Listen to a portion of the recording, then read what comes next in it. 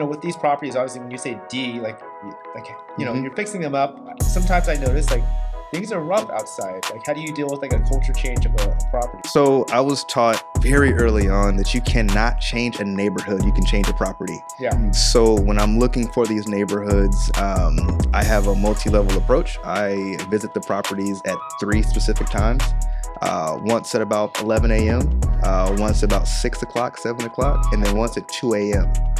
Within those 3 times, I know more about that neighborhood than the local police. Yeah. I can tell you where the crime's at. I can tell you where the headaches are. I can tell you who is and isn't working because their cars are either there or they're not. And with that information, that kind of helps me figure out, okay, is this a viable neighborhood? Can we actually ride it out if it's rough? But we try and stay into the C class and upward.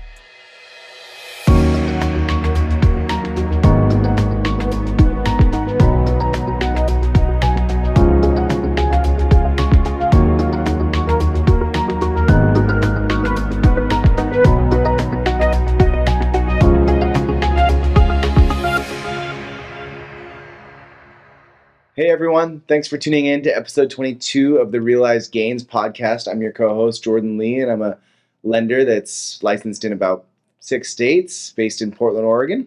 Yeah, and I'm Stephen Tran. I'm a real estate agent in the state of Oregon, and I'm a multifamily investor. And today we had this amazing guest. His name's Lopaka Lambert. He started out as a mail courier, so basically, one of those guys. Yeah, just delivering packages. On a fixie bike here in Portland. Yeah, and he tells an amazing story about getting his first property, looking into property management, and then deciding that he wanted to do it himself. Yeah, he bought a duplex and wanted to, just take care of it on his own, and it worked out really well for him, and he was able to scale a business. Yeah, no, he really gets into how he built one of the most efficient property management businesses I've ever heard. So super excited to hear about this. Hopefully you are too. Yeah, tune in if you want to hear more. Hey everyone, welcome to episode 22 of the Realized Gains podcast. I'm your co-host Jordan Lee, mortgage lender based in Portland here, and I'm licensed in about 10 states, and I invest in single family homes. Yeah, and I'm Stephen Tran, Oregon realtor, and invest in multifamily and single family. And we have a great guest for you today. We're here with Lopaka Lambert. Hello, Lopaka Lambert, a local real estate investor and property manager. Yeah, thanks so much for coming on the show, man. I really appreciate you taking the time. Do you mind just, for our audience, giving a quick introduction of, how'd you get here, what got you into real estate, and your career arc, so to speak. For sure. That's the fun part, right? Yeah. So I got into my first property in 2014. It was a single family, and I was paying an exorbitant amount of rent. And my parents were like, there's no way you can keep spending that. So 2014, what were you doing at the time? I was a letter carrier. I was at the post office. Oh, okay. A courier? Yep. Okay. Yep. So I was delivering mail, slanging packages on a all fixie, day. right? Yeah. It was so much fun. So much fun. One Gene pulled up on one side. Man, it was we're talking Portland here. Right. All rain, man. No sleep. Yeah. So that was the first purchase. And then fast forward, I got married and had a kid. And I was concerned about the long-term effects of if something happens to me, who's going to take care of the kiddos? And then there's college and these expenses. So I started looking into businesses and what is going to last, and it's you buy a business, but then I have to run the business. Mm-hmm. And someone was like, well, try real estate. And that was when my gears got to turning. And that was about 2019 when I really took it serious. Okay. So you'd had your house for a while, but you were still creating a job. Yep. And I wasn't in the mindset of an investor at all. It was just, this is a way to reduce my expenses. Right. And let's just get into something and have a consistent bill. Mm-hmm. Then the duplex happened and it was okay, I don't know what I'm doing, right? I know absolutely nothing about So you went and bought a duplex this year? Yeah. Okay. So after my first son was born, the mindset was, what can I buy that will take care of him? School, college, first business, whatever, without me having to be, financially on the hook. Right. Yeah. And it came in the form of real estate. So we got the duplex and I went to go pick up the keys from the existing property manager. And it was a horrible experience. It was an absolute nightmare. I'm like, there's no way. I'm going to let you manage my property and you don't even respect me. Right. And so it was now what do I do? Hopped on Google. Well, what does it take to be a property manager, right? What are the requirements here? Yeah. And it was a 90-day course at PCC, or Portland Community College. For those of you that don't know, it's right. our local chapter here. And that was it. It was 90 days and you're good. Mm. Okay. let's start. And yeah, so I went through it and So you took it just intending to rent out your one unit, Exactly. or with the mindset of like you were gonna do more? No, I wasn't thinking it even I as love a that. business. Just renting out one Just for unit. me. It was just for me, just so I Yeah. didn't get sued. Because I'm like, Right. there's no way. Like, and all I've had heard up to that point was, tenants are going to destroy your property, and it's just a living nightmare, and you're not going to have time to change toilets out because you're going to be in Hawaii. I'm like, okay. That sounds nice. So you're gonna be in Hawaii. Right. That's a good problem to have, right? I got tenant complaints and I'm on an island somewhere. Yeah. No, but that's what got me in the mindset and how to run a business efficiently. Mhm. And I realized that a lot of the horror stories that I was hearing were, I've coined this phrase, shoebox landlords. Mhm. They keep all their paperwork in a shoebox underneath the bed, man. There's lease agreements on the back of napkins and just handshake leases. And so that taught me how to run a professional business and, what legally I had to be responsible for. Mhm. And so, yeah, that answered a lot of questions that I had, but it still didn't solve me dealing with the property like on a day-to-day basis. Right. And then did you keep your first home? Yeah. Okay, so you kept that. Yep, we kept that. Now I'm at 3 doors Okay. at the time. And yeah, that became the focus. Did you buy this one just straight up as an investment property? Oh yeah, definitely. Okay. Definitely. Oh, okay. Oh, Yeah. okay. Yeah, the duplex. I thought you bought it and to move into one side. No, the I see. duplex was purchased as I had to occupy it for a certain time period. But then the idea was at some point it's just going to be a rental. Okay.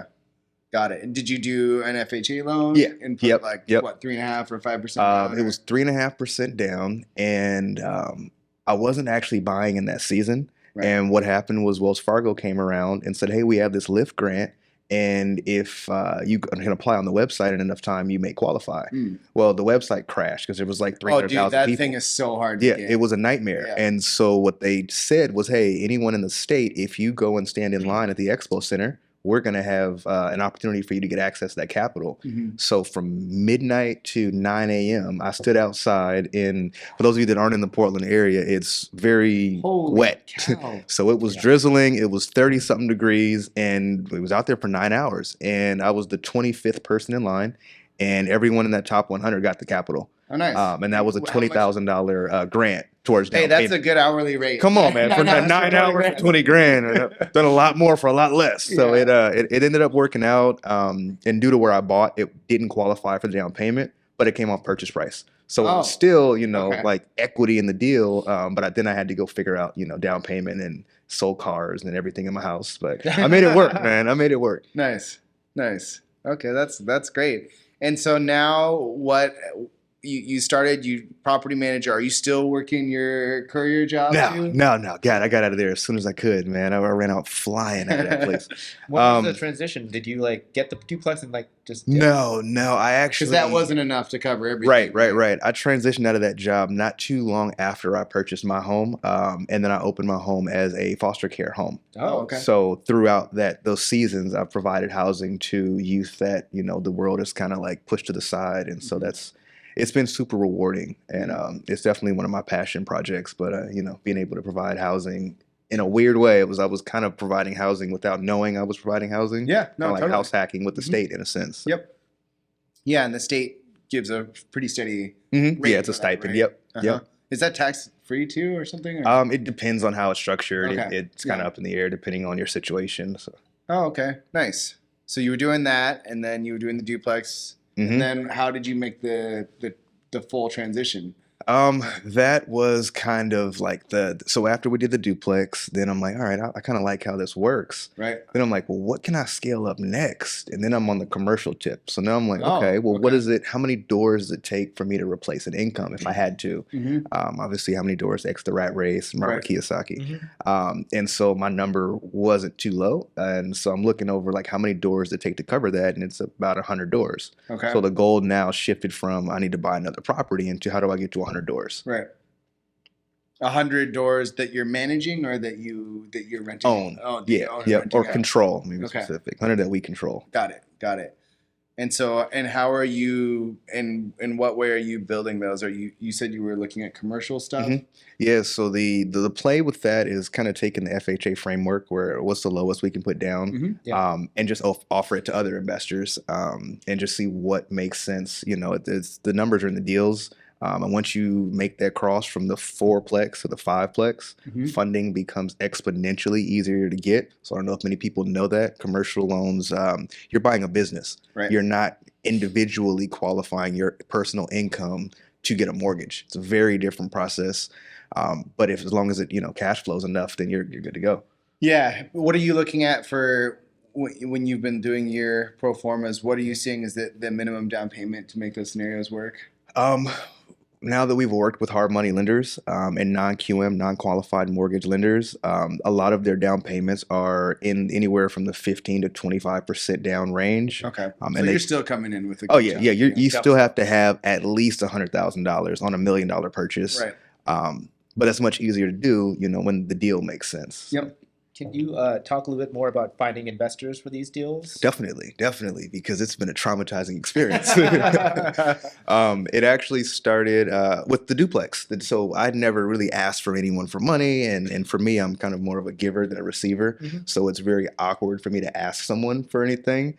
And so I went through my phone, and I had about 200 contacts, and I just sent out the same message: "Hey, I'm trying to buy, this duplex, so my kid has something, in the future.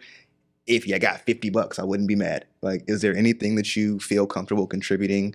I got a lot of very angry text messages back, man. It was interesting. And these are people that, if your number's in my phone, I've done something for you at some Right. point. So it's like, I've helped y'all out. Like, even a kind no would be cool. Yeah. And that's, like I said, how I ended up selling everything in my house. And I Right. took TVs off the wall. I took cameras. Wait. Did anyone give you $50 for the 200? Oh my God, no. Yeah. Really? No. I For had 200. I had two people respond. My next door neighbor, and he did help me out. There you go. And another family member that helped me out. Okay. More than $50? Yeah, they both gave me like $1,500. Okay. So it was there you cool. go. There you So go. I got $3,000 out of the 14,000 I needed down. So Hey, that's still a it decent worked. Yeah, conversion. it worked. It worked, and it gave me the motivation to be like, okay, so I just have to make sure the numbers make sense, and that kind of became like my primary. Okay.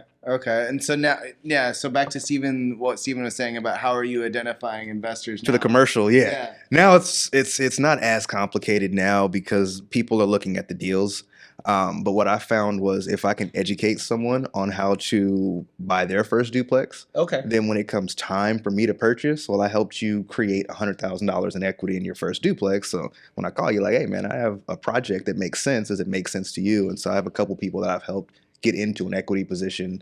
So that's kind of people that I'm nurturing to get in position to be investors. Yeah. But as far as reaching out to just general people that are already active investors, I use the Bigger Pockets forums, the Facebook Messenger forums, and honestly, just a lot of networking. Yeah. I hate talking. Like, this is hard for me. It is, man. You're Like, such a natural. yeah, and so getting in front of people is tough, but after like getting over that like mind block through the duplex, it became substantially easier because now it's just like, hey, I got a deal. Like when we chatted, like, hey man, I'm looking at, here's a sixplex. Like it might make sense. And, Yeah. it's just, there's a confidence that comes with it, but you just got to be super persistent. Mm-hmm. And how do you kind of structure these deals? Like, how much equity are you giving away when you're like trying to find investors? So it depends on how invested they want to be. Yeah. A lot of the guys I'm meeting and gals that I'm meeting they're looking to be more passive investors. Right. They have jobs. They really don't want to go check on contractors. They don't really want to do much of anything other than get like a return. So I do a standard JV, or I'll offer a percentage on a certain amount that they loan. And there's always more than enough room in the deals that we're taking down. So if they choose to stay on as an equity partner, they have that option. Yeah, no, I know a lot of people are scared of getting investors, and how do you deal with it, and what percentage to pay them out after? Like, how long do you usually have these deals going on? So I set up 2-year contracts, no payments. Just that's what was recommended to me as I was reaching out to mentors online, and they're like, you don't want to be in a position where you are renovating or you're in the middle of something and you still got to have payments going out. It gets really messy, really fast. But I'm super basic. Like I don't like complicated. So I just do a simple like personal loan agreement if that's what it calls for in that for that deal. Yeah. Okay, go so from there. somebody's just lending you a certain amount of money, and you're going to guarantee them A X percentage amount back. of return Yep. or X amount of equity share. Yep. And we create that. And it's just the personal note. Yep. Basically. Yeah. And we create that Simple almost instantly through using the property management system that I Right. designed, as well as project managing versus hiring contractors. So that's a huge component for my system. Contractors, they have to charge 10 to 15% of your total budget because they have overhead. Right. Well, you as a project manager you don't have any of that overhead. You just got to know what to buy, how to buy, Right. and be willing to communicate with subcontractors and a lot of day labor. Huh. So in your value add is that you're like, hey, I'm going to take over this project and I'm going to run it. So you have some investors that, like, once the project's set up and it's cash flowing, then you're just giving them a payment back that Essentially, way. yep. Okay. Yep, and they get quarterly disbursements Okay. based on that. Okay. Huh. That's interesting. That makes a lot of sense. Like I said, I'm simple. Like, I mean, I've been through some really interesting like processes where you got to have your waterfall set up this way, and if it's not structured this way, it's insanely complicated and confusing, and you got to have an attorney to set all that up. Yeah. And it doesn't have to be that big like early on. So, recommending for people's first deals, just go out there and ask people in your phone, and if they don't know, they know somebody. You know somebody. Yeah. So you got the duplex in 2019, and then you jumped straight to commercial because that's only been 3 years ago. Yeah, I'm trying to be on this timeline. Like, when did you? It was kind of a big jump. I called another one of my mentors. So through that process of reaching out to 200 people, it wasn't that everyone said no. I got a lot of amazing information, and I did get a ton of people that like supported in other ways. Yeah. And one of them was a commercial broker, a very good friend of mine. Oh, cool. And so he's like, hey man, here's how a commercial deal works. And you see these numbers? Well, they make a lot more sense. And the value on commercial real estate is very different than residential. If you get rents increased $100 across a 6-unit, in 90 days, well, the value of that, depending on cap rate, could be $75,000 to $100,000, $150,000 in added value, like instantly. You're basically Right. forcing appreciation. You're forcing appreciation, which There's you no- can't do with residential. There's no comparison approach. in No. terms of appraisals, so. The comps really are just in the buy. Yeah. And even that, if we know that we can go in and increase rents, I focus on properties that have laundry rooms, that have space where we can add storage. And it's nothing fancy. It could be just a couple 2x4s and like a lock, and that's enough storage for a lot of people. And so those kind of approaches and looking at like less conventional ways to increase the income and decrease the expenses, that's kind of where the magic happens on those deals. What are some of those creative ways of increasing income?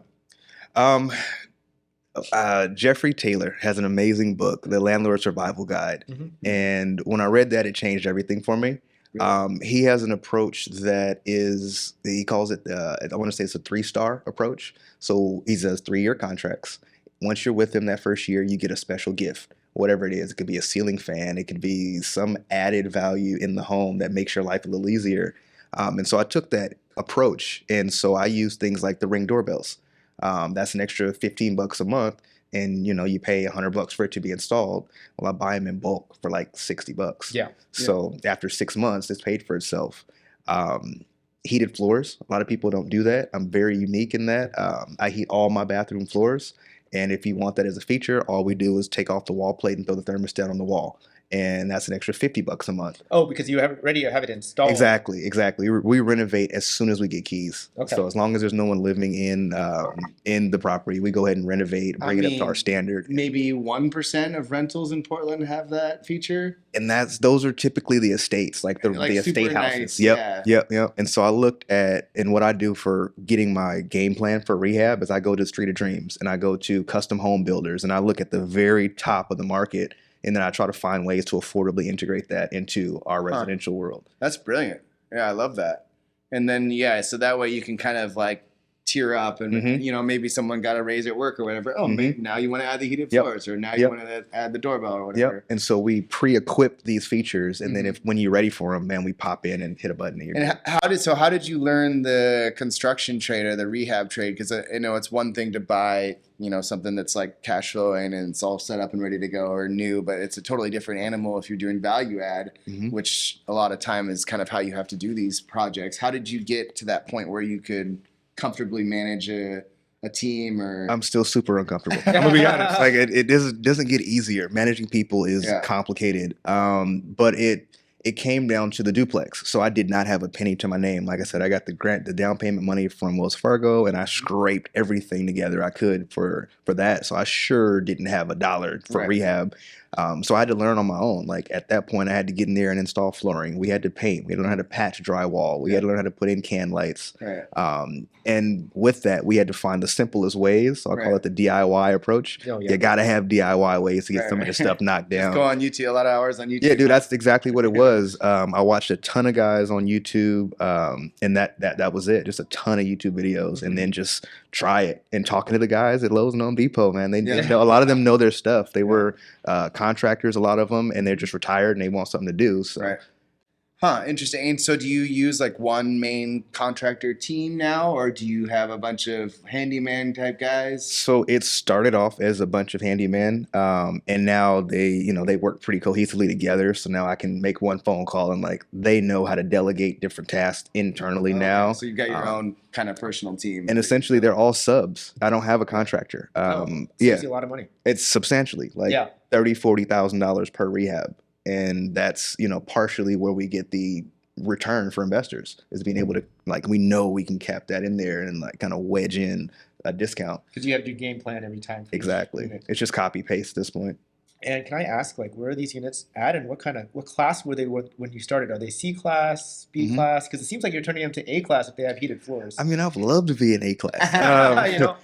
A lot of them are like, we're kind of scattered. I've got some things in Gresham, and kind of out in those sort of secondary-ish markets from the main Portland area, for various reasons. But I like to be in the edges of Multnomah County, because it's still reasonable and we aren't under a lot of the same kind of stipulations. So we have a little more kind of room to move around. Outside of Multnomah. Oh yeah, outside of Multnomah definitely.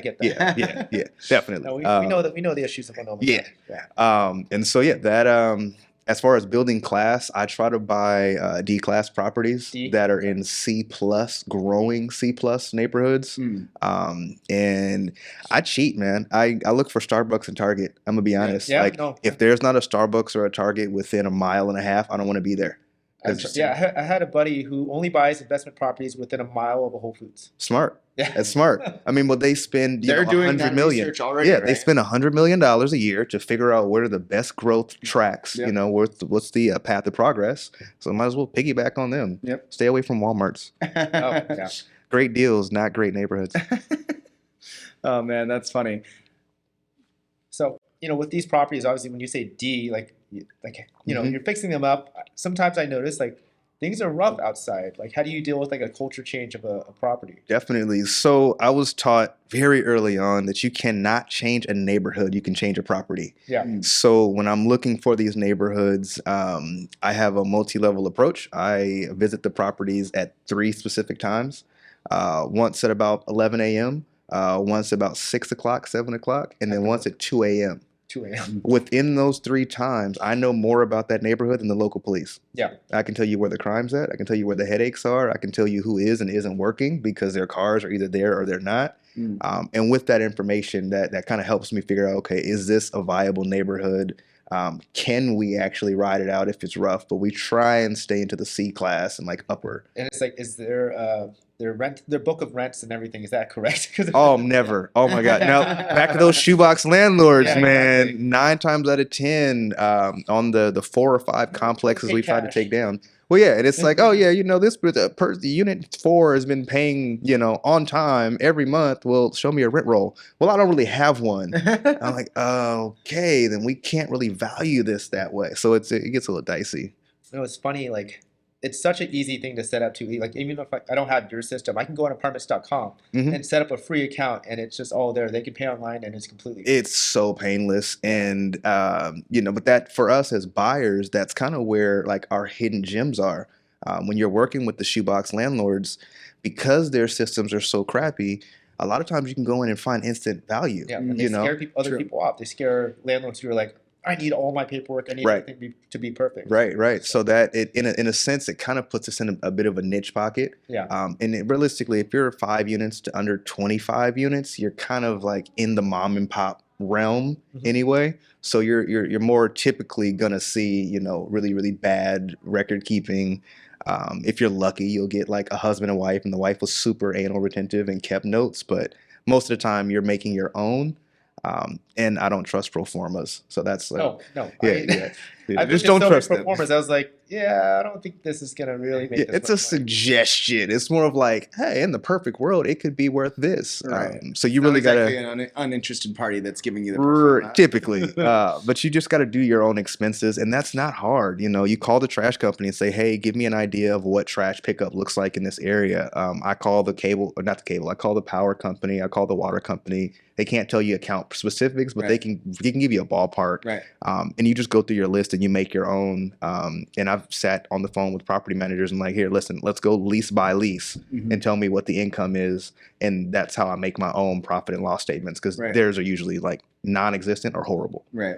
And so at this point, now that you've got a pretty decent sized book, do you hire out any of this work, the management side, or is it just all you that's reviewing all this stuff? Yeah. Or? So to touch on the management piece, my system is like 98% automated. And so as people come in the funnel, it automatically does background checks, you know, and all of that doesn't cost us anything. It just comes out of their application, or it comes with them when they're filling out the application. So there's really little that I actually do other than, you know, glance down this list of 4 or 5 applicants and who pick the person, pick the property, and as long as they make sense and you know it's viable for them and viable for us, we go ahead and knock it down. But ideally, when in order to get to 100 doors, I got to pass the key off to somebody else. Like I have to let someone else manage. And that's kind of the space that we're navigating now, just building a team and educating more people. So it's kind of a trusted handoff instead of just blindly like, here's keys, figure it out. And so about this PCC program you took, if someone was wanting to get into the property management field, would you recommend that program? Entirely. Did it put you in a position to succeed? It changed so much for me because, you know, they say you don't know what you don't know. Oh my God, I didn't realize how many ways there were to get sued. Like that's primarily the program is like, here's how you don't get sued, you know, and there's so many ways, you know, dealing with discrimination, fair housing, tenant landlord law. It's not designed for us to be successful as owners or landlords. So you really have to kind of navigate that space really delicately. And like I said, most shoebox landlords don't know any of this information.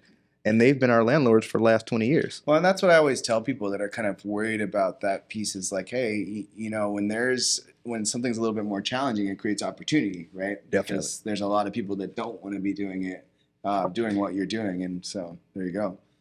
And do you retain, speaking of liability, do you retain an attorney? Definitely. Yeah. Okay. Oh my God. Yeah. That was the very first person. Look over kind of everything. Yep. And we have errors and omission coverage. So if something's missed somewhere, you know, we're not worried about the massive liability because I mean they can kind of get in there. Right.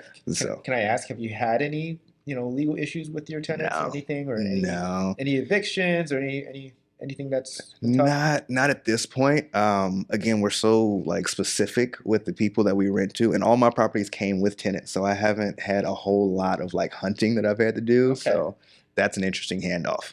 When do you do that turnover where you said like you got some people out and then you like do the heated floors and the renovation? Yeah. Typically at the end of their contract, a lot of the ones we're finding are month to month.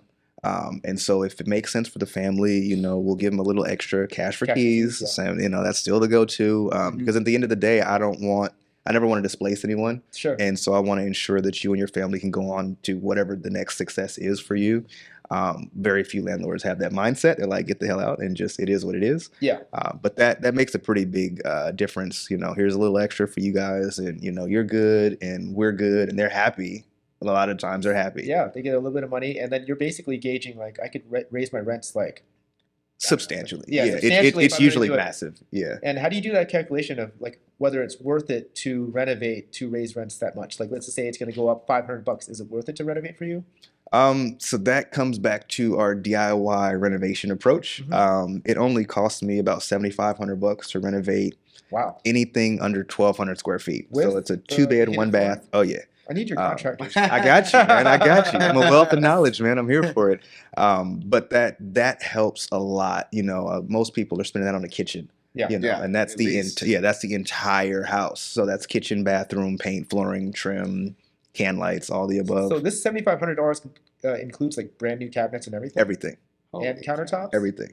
quartz? No. Wait. Let me roll it back. Formica countertops. Okay. And that's what's most common in our market here. Yep. But we just came back from Vegas, and they mostly have granite and quartz countertops. Mhm. So it's kind of market dependent, I mean, Formica is strong. You know, it's good. and it lasts a long time, and it's super cheap to fix. And I actually replaced the Formica on my original on that duplex. Yeah. You can go buy the sheets from Lowe's, and they're like 36 inches wide by like 20 something feet.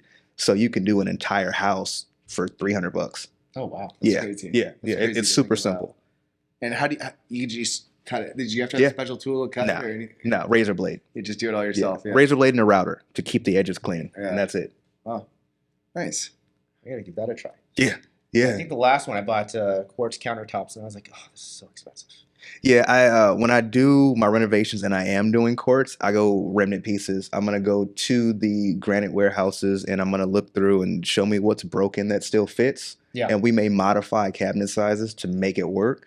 But that's kind of my go-to, and we're like under $1,000 for like a kitchen and one bathroom. No, that's great. I think I had a slab of like 4 feet that I couldn't use on every single kitchen because I did 3 renovations at once, and I was like, wow, I would have loved 12 feet of Right.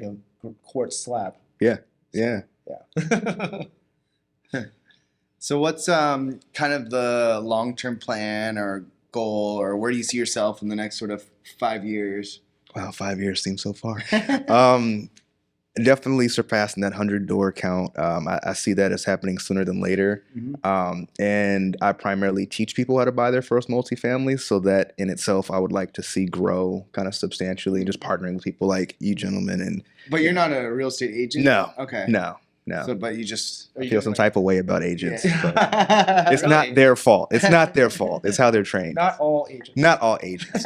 Investor agents do not count. Right. Okay. So you want to help more people, and then what else? Like what? I mean, once you get that sort of passive income to a certain Yeah. point, what's the next move?